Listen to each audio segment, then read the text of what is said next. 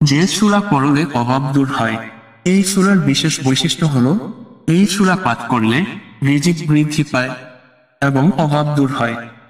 আব্দুল্লাহ ইবনে মাসউদ রাদিয়াল্লাহু আনহু বলেন, আমি রাসূল সাল্লাল্লাহু আলাইহি ওয়াসাল্লামকে বলতে শুনেছি, যে ব্যক্তি প্রতি রাতে এই সূরা তিলাওয়াত করবে সে কখনো অভাবে পড়বে না।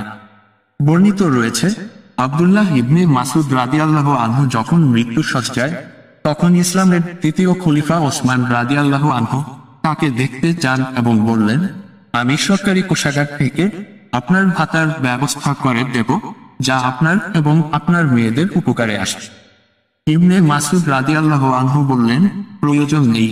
আমি আমার মেয়েদেরকে এমন একটি সূরা শিক্ষা দিয়েছি যা আমি রাসূল সাল্লাল্লাহু আলাইহি ওয়াসাল্লামকে বলতে শুনেছি, যে ব্যক্তি প্রতি রাতে অর্থাৎ মাগরিবের নামাজের পরে এই সূরা পাঠ করবে সে কখনো অভাবে পড়বে না।